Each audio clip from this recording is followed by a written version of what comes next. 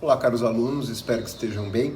Vamos ver agora um dos principais eventos da mudança de Idade Média para a Idade Moderna, um dos principais eventos dessa ruptura, que é a Reforma. Como vocês têm visto nas últimas aulas, são diversos eventos que estão subtraindo o poder da Igreja Católica, que era a instituição de maior poder na Idade Média. E a Reforma talvez seja o principal desses eventos. A Reforma nada mais foi do que a tentativa de reformar a Igreja, de melhorar a Igreja, de acabar com problemas. Então os críticos da Reforma, eles faziam críticas construtivas, falavam, isso está errado. E não é porque eu quero acabar com o cristianismo, tirar o poder do Papa. Não confunda, não acho que são pessoas contra o cristianismo, contra a fé, muito pelo contrário. Eram pessoas muito dedicadas à fé, só que enxergavam problemas da Igreja Católica, queriam mudá-la. As consequências disso foi que a Igreja vai se romper mais ainda. A Igreja, como nós vimos em outras aulas, ela nasce no primeiro século. Os discípulos de Jesus Cristo, quando ele morre, eles criam a Igreja. A Igreja não é um prédio, a Igreja não é inicialmente uma instituição religiosa. Eram pessoas que viviam fiéis aos princípios cristãos, levavam a mensagem de Jesus Cristo para todos os lugares que eles poderiam conhecer. Eram bastante perseguidos no primeiro século, até que o Império Romano vê naquilo um movimento integrador que pode integrar as pessoas, e com uma única cultura, uma única religião, fica mais fácil você dominar as pessoas. A Igreja, então, vai criar esse nome Igreja Católica a partir do século III, mais ou menos, para se distanciar de grupos que misturavam o cristianismo com outros elementos, o que não eram aceitos pelos cristãos. No século XI, a Igreja se rompe realmente, surge a Igreja Ortodoxa, que vai ser a Igreja do Império Bizantino, no Oriente da Europa, e o resto da Europa católica. A partir da Reforma, vai surgir as igrejas protestantes, ou evangélicas, como são chamadas, conhecidas aqui no Brasil. Os principais reformistas foi Martinho Lutero. Olha esse nome, presta atenção que são dois Martinhos Luteros que fizeram muito barulho nos livros de história. Séculos após esse Martinho Lutero, que nós vamos conhecer agora, um outro homem chamado Martin Luther King Jr. Esse era Júnior porque seu pai também era Martin Luther. Martin Luther é Martin Lutero, então imagina que a família já era muito fã desse Martinho Lutero.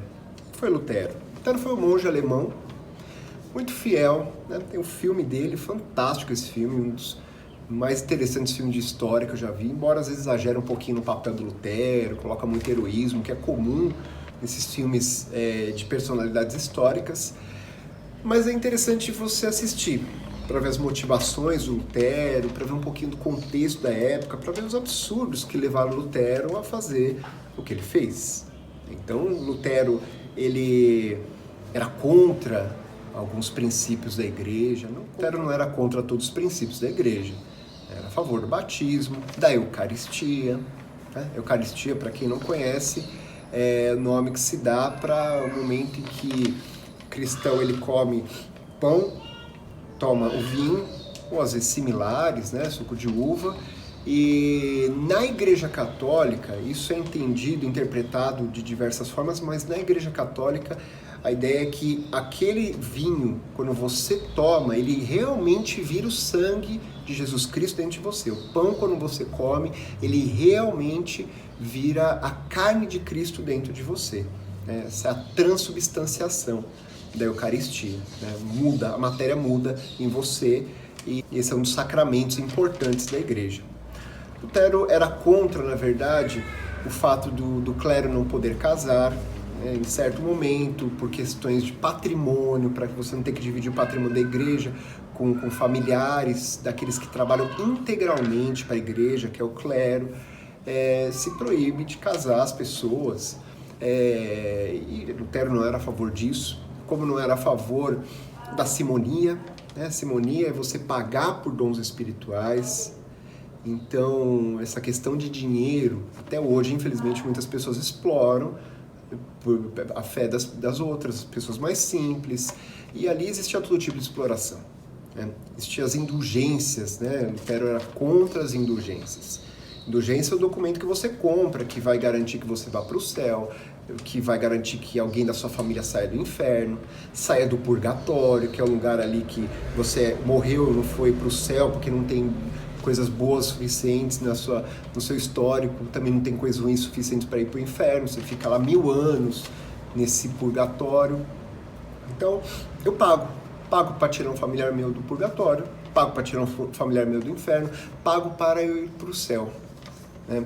Pago, então eu compro alguma coisa sagrada, tinha todo tipo de coisa sagrada ali em Roma. Você encontrava pedaço da cruz de Cristo, você encontrava monte, cabeça de João Batista decapitado, né? Só que provavelmente ele só tinha uma cabeça decapitada, mas em Roma pelo menos 10 ali para as pessoas visitarem. Se você procurasse direito em Roma, você encontrava até o leite que Maria amamentou Jesus Cristo quando era bebê. Tamanha exploração que se dava através desses objetos, que eram vendidos muito caros, ou então as pessoas pagavam só para ver, para chegar perto. Bom, e nesse momento a exploração vai aumentar. Papa Leão X autoriza a construção da nova Basílica de São Pedro. Muito cara, mas ele acredita que um grande monumento vai fazer com que a fé das pessoas aumente. Para isso, então, existiam cobradores. Cobradores chegavam nas cidades, e isso o filme do Lutero ilustra maravilhosamente, colocavam quadros ali de pessoas pintadas no inferno, e aí as pessoas, elas falavam, colocavam todo medo nas pessoas, um temor muito grande, dizendo, ó, tá vendo, seu familiar tá lá, tá no inferno, você pode salvar ele? Pode, claro que pode, desde que você pague. Hoje a indulgência está mais barata, hoje você pode comprar isso e salvar alguém do inferno, e as pessoas simples, elas acabavam fazendo, mesmo que vivendo miseravelmente. Lutero escreve 95 teses e coloca na porta da igreja de Wittenberg. Por causa da imprensa, pessoas começaram a fazer cópias daquele documento, daquelas 95 teses, espalhar para as pessoas e logo aquele pedaço da Alemanha ali estava pegando fogo. Um monte de gente crítica com a igreja, justamente o que a igreja não queria. A igreja querendo dinheiro. E de repente surge um cara que fala, isso está errado. E aí as pessoas param de dar dinheiro. Isso vai ser um problema muito grande.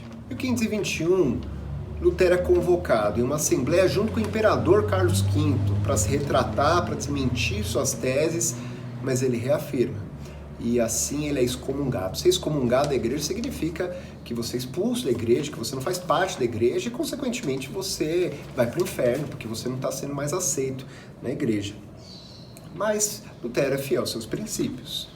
Ele pregava o princípio da fé em Deus apenas, você deve ter fé em Deus. A graça se alcança pela fé da salvação, não pagando por indulgências. Esse era um princípio de Lutero. O cristão ele deve ser seu pastor também, né? Então, até esse momento, a ideia de que o cristão ele é guiado ali pelo religioso totalmente. E não, você é responsável pela sua vida, de dedicar pela sua fé, você é responsável por isso também, né? Com isso, não deve haver essa divisão, né? Aquele que guia, aquele que é guiado. Com isso, o clero pode casar também, outra coisa que ele pregava, como eu já falei. E outro princípio muito importante, a infalibilidade da Bíblia. A Bíblia é infalível, não o Papa, não pessoas. Opa, aí começou a mexer mais ainda com gente poderosa, com o Papa. Sim, Lutero mais ainda dizia que poder na Terra não é da igreja, porque existe a cidade de Deus, a cidade dos homens. Nós estamos na cidade dos homens. Aqui quem manda não é Deus. Não é Deus quem governa, são os homens. Então a igreja, ela deve se submeter ao Estado, ela está dentro do Estado, e não o contrário. O Estado se submeter à igreja. Opa, peraí. Muitos nobres vão gostar dessa ideia. Essa ideia de, peraí, nós, reis, não devemos nos submeter à igreja, mas a igreja deve se submeter a nós. Interessante isso. Interessante na briga pelo poder. Com isso, Lutero ganha apoio de muitos nobres e começam muitas revoltas. Revoltas tristes ali, que matam muita gente. Você tem, por um lado, o campesinato, pessoas pobres ali que começam a perceber se acharem roubadas pela igreja e querem de volta o seu patrimônio, tentam às vezes tomar bens da igreja, tomar coisas preciosas da igreja, invadem igrejas. Você tem por outro lado os anabatistas, que eram contra o batismo de crianças, e você tem Thomas Müntzer. Thomas Müntzer, ele achava que um pastor ele deve ser eleito pelos fiéis, ele era contra o dízimo, contra a servidão, e esse cara mobilizou muita gente, em muitas revoltas, onde morreram muitas pessoas. Lutero, quando vê essas revoltas, esse monte de gente morrendo, ele condena, né? Lembra bem da frase bíblica que diz: quem vive pela espada morrerá. Condena qualquer ato revoltoso, qualquer forma de violência, por mais que seus princípios não devem ser abandonados. Em 1529, muitos nobres são convocados para reafirmar sua fé na igreja, para condenar as palavras de Lutero, mas não, eles reafirmam o que Lutero fez, o que Lutero falou. Como eu disse, existia principalmente o interesse ali de não ser submisso à igreja, pregado por Lutero. Esses caras foram chamados de protestantes. Aí o nome, protestantes, aqueles que não são católicos. Então você tem aqueles que são fiéis, nobres que são fiéis a Roma, por um lado, e de outro lado você tem os nobres fiéis aos princípios de Lutero. Lutero morre em 1546. 1555, após muitas revoltas, muita guerra civil interna, você tem o tratado A Paz de Augsburg. Essa Paz de Augsburg ela vai determinar o seguinte, que a religião das pessoas deve ser a religião do príncipe. O príncipe é o principal cidadão. Então, Lutero inspira a crítica à igreja, crítica aos problemas da igreja que outras pessoas vão acabar seguindo, como João Calvino. João Calvino, que era estudante de teologia, de direito na França, ele faz críticas à igreja católica, a postura, como, por exemplo, é contra a ideia de purgatório, como Lutero foi, e ele prega a ideia da predestinação. O cristão ele é salvo não é pelas suas obras, não é por esforço, não é pagando ou então com muitos sacrifícios que vai fazer ele merecer o céu, mas é pela graça. É pela graça, Deus que salva. E Deus já sabe quem são as pessoas salvas, desde o início dos tempos. Então Deus já predestinou as pessoas a serem salvas. Então tem pessoas que já nasceram para ir para o céu, e tem pessoas que não, já nasceram condenadas. Então não é o meu esforço que vai fazer eu merecer o céu, mas sim a predestinação. Mas como que eu sei quem é predestinado? Pela postura das pessoas, né? Uma pessoa modesta, de família, que vai para a igreja, que segue a Bíblia, essa pessoa é uma pessoa predestinada, ela está mostrando uma postura de uma pessoa salva. E a pessoa que violenta, vagabundos, criminosos, bêbados, esses são condenados. Sua própria postura já mostra que ele é uma pessoa predestinado à condenação. Então isso é uma discussão enorme, né, dentro do cristianismo, as pessoas que acreditam no livre-arbítrio, como é mais conhecido, tem a liberdade de escolha, e outras que acreditam não, as pessoas já são predestinadas, independente do que você fizer. Ele aceita sacramentos da igreja como o batismo, a Eucaristia, embora não acredite na transubstanciação. E os seguidores de Calvino vão ser chamados de puritanos na Inglaterra, huguenotes na França e na Escócia, presbiterianos.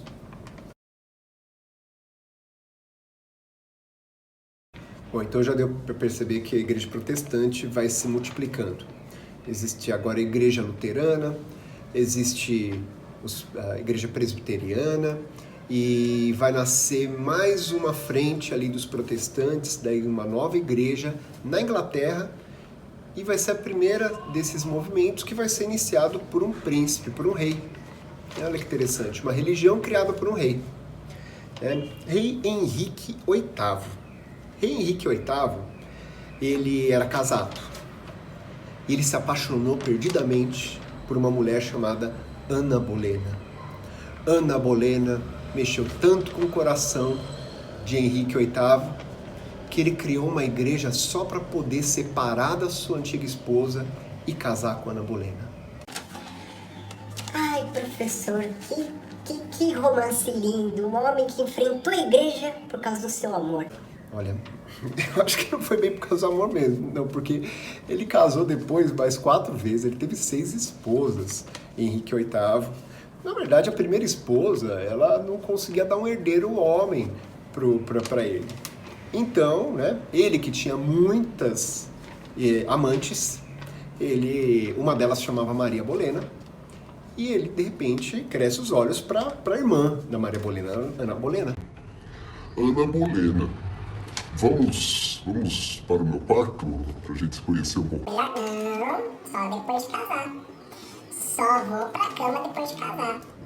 Henrique então pede para a igreja para separar de Catarina de Aragão, a igreja católica não permite, ele rompe com a igreja, funda a sua própria igreja, a igreja anglicana, onde ele pode separar da sua antiga esposa e casar com Ana Bolena. Casa com Ana Bolena. E a Ana Bolena não consegue, assim como sua primeira esposa, dar um herdeiro masculino para ele. Até que então ele separa de Ana Bolena também, manda decapitá-la. 10 dias depois ele já está casado com outra. Sua terceira esposa conseguiu dar um filho masculino, Eduardo, que depois se tornará rei da Inglaterra também. Henrique VIII persegue os puritanos, que eram os discípulos de Calvino na Inglaterra, e que lutam pela liberdade religiosa, até que chega um dos eventos mais tristes desses conflitos, que é a noite de São Bartolomeu. Milhares de protestantes são mortos. Isso é bem relatado num filme chamado A Rainha Margot, que mostra a crueldade, a tristeza de um momento em que as pessoas se matam por causa de religião. Então esse é um momento, essa época de conflitos religiosos, de guerras por religião. A Igreja Católica precisava se pronunciar diante de tudo isso e vai fazer o movimento da Contra-Reforma. A Contra-Reforma, então, vão ser medidas da Igreja para tentar diminuir os efeitos da reforma. Uma dessas medidas, em 1542, o Papa Paulo III, ele renova a instituição conhecida como a Sagrada Congregação da Inquisição Universal. Essa instituição medieval, ela vai aumentar muito o seu poder. A Inquisição, o que ela fazia?